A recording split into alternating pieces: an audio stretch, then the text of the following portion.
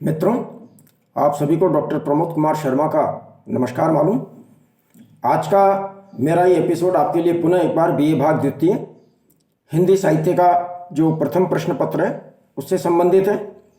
और जैसा कि आप जानते हैं कि बीए भाग हिंदी साहित्य का जो द्वितीय प्रश्न पत्र है उसके अंतर्गत हमारे रीतिकाल के जो विभिन्न कवि हैं, रीतिकाल के जो विभिन्न रचनाकार हैं, उनके पद, उनके छंद, उनके कवित्वों का संग्रह किया गया है।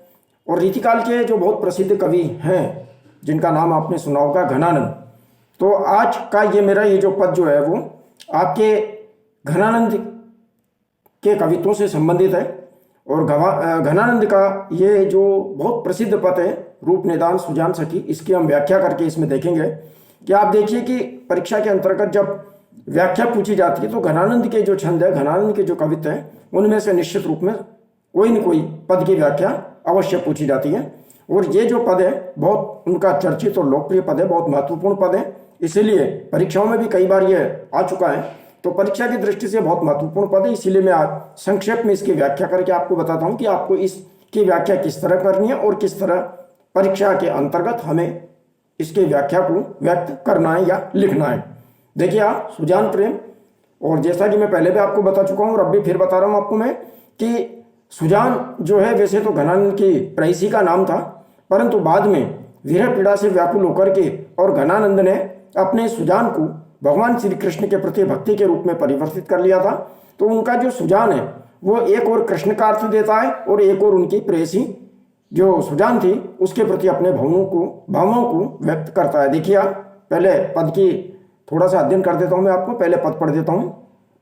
क्या कह रहा है रचनाकार इसमें कि रूप निधान सुजान सखी जब ते इन नयनन नैपु निहारे दीठ थकी अनुराग छके मति लाज के साज समाज विसारे एक अचंबो भयो एक अचंबो भयो घन आनंद है नित ही पल पाट उगारे तारे टरे नहीं तारे कहूं सु लगे मन मोहन मोह के तारे। क्या कहते हैं घनानंद, देखिए आप, यानी कि एक सखी दूसरी सखी को कहते हुए कि अपने भावों को, विचारों को व्यक्त करते हुए कह रही है। अब यहाँ जो अंतिम पंक्ति है यहाँ से मैं इसको शुरू करूंगा तो आपको अर्थ समझने में इसकी थोड़ी सुविधा और ज्यादा हो जाएगी। देखिए आप कि तारे टरे नहीं तारे कहूं, कि टालने से भी टलते नहीं है, तारे कहूं सु लगे, ये तो सुंदर रूप में लगे हुए रहते हैं, मन मोहन मोह के तारे, यानी मन को मोहित करने वाले, अर्थात जो भगवान श्री कृष्ण है या मन को मोहित करने वाली जो सुजान है, उन सुजान के मोह के अंदर जाकर ये पूरी तरह अटक गए हैं। अब ये इनको मैं वहां से कैसे भी करके हटाना चाहती हूं, लेकिन फिर भी ये हटते नहीं है। क्या कह रहा है रचनाकार, देखिए आप, घनानंद क्या कहते हैं, एक सखी दूसरी सखी से कह रही है कि रूप निधान सुजान सखी, कि हे सखी, कि वो जो सुजान है, अब सुजान चाहे कृष्ण भी हो सकते हैं या उनकी प्रेयसी सुजान भी हो सकती है, दोनों अर्थ आप इसके ले सकते हैं। इसलिए अपन यहाँ पर व्याख्या में केवल सुजान शब्द का ही प्रयोग करेंगे और ब्रैकेट में हम दोनों अर्थ उनके प्राप्त कर सकते हैं, भगवान श्री कृष्ण, प्रिय श्री कृष्ण और उनकी प्रेयसी सुजान।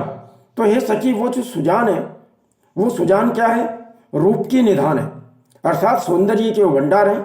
और सौंदर्य के भंडार सुजान को जब ते इन नयननि नैपु निहारे, जब से इन नेत्रों ने थोड़ा सा उनको देखा है, यानी मेरे नेत्रों ने जब से उस सुजान को देखा है, जब से भगवान श्री कृष्ण को देखा है, या जब से सुजान के मेरे को दर्शन हुए हैं, मेरे नेत्रों ने थोड़ा सा इनको देख लिया है, उसी समय से हे सखी मेरी नेत्रों की क्या दशा हो गई है कि दीठी थकी अनुराग छकी, कि मेरी जो दृष्टियां वो थक गई है।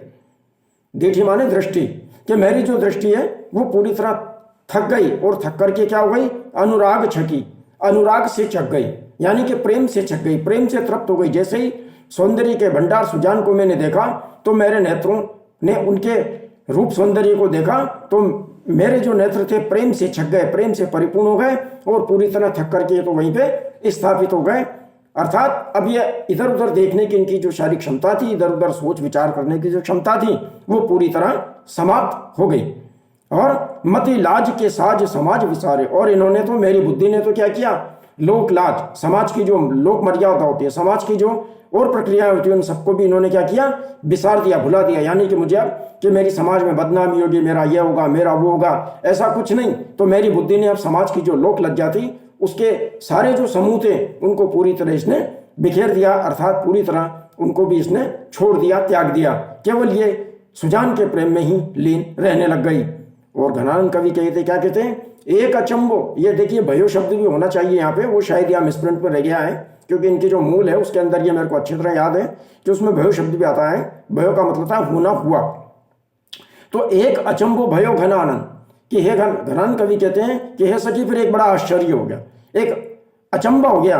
हे नित ही पल पाट उगारे, कि मेरे जो पलक हैं, ये ऊपर नीचे के जो पलक पाट हैं, ये सदैव क्या होते हैं, खुले रहते हैं, उगाड़े रहते हैं। आप देखिए नेत्रों की एक विशेषता होती है कि हर पल पलक क्या होते हैं, झपकते रहते हैं, एक बार बंद होते हैं, एक बार खुलते हैं। लेकिन घनानंद यानी कि जो नायिका कह रही है कि मेरे नेत्रों की बड़ी एक आश्चर्य की बात हो गई। क्या आश्चर्य की बात हो गई कि ये मेरे पलक तो क्या होते हैं, सदैव खुले रहते हैं, अर्थात बंद ही नहीं होते हैं। आंखें मतलब जो आंखों ने जैसे ही क्या किया, उन सुजान के सौंदर्य का दर्शन किया तो ये स्थिर हो गई और लगातार ही क्या कर रही है, उनका दर्शन करते रहना चाहती है।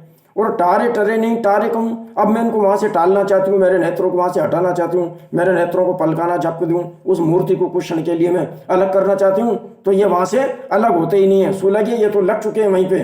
मन मोहन मोह के तारे, मन को मोहित करने वाले जो भगवान श्री कृष्ण है, जो प्रभु श्री कृष्ण है, जो सुजान है, उनके मोह के तारे में जो है वो यहाँ करके स्थापित हो गए और लगातार ही उन्हीं को ताकते रहते हैं, लगातार ही उन्हीं को देखते रहते हैं। तो यहाँ पर किस तरीके से देखिए आप, घनानंद ने अपने नेत्रों की जो प्रवृत्ति है, उस नेत्रों की प्रवृत्ति का वर्णन किया है, अपने विरह की भावनाओं को व्यक्त किया है कि मेरे जो नेत्र सदैव भगवान श्री कृष्ण और सुजान की आराधना में लगे रहते हैं। अब इसके अलावा इनको संसार के अंदर कोई दूसरी चीज जो है हमारे को प्राप्त नहीं होती है और ये पूरी तरह उसी प्रेम के अंदर लीन होते हैं। तो घनानंद ने यहाँ पर श्री कृष्ण के प्रति, सुजान के प्रति अपनी जो प्रेम की भावना है उसको प्रकट किया है, बड़ी ही उनकी उक्ति वैचित्र के साथ में। तो यही इस छंद की सबसे बड़ी विशेषता है। अगले छंदों में हम आपको आगे के दूसरे कवित्व के बारे में बताएंगे। धन्यवाद।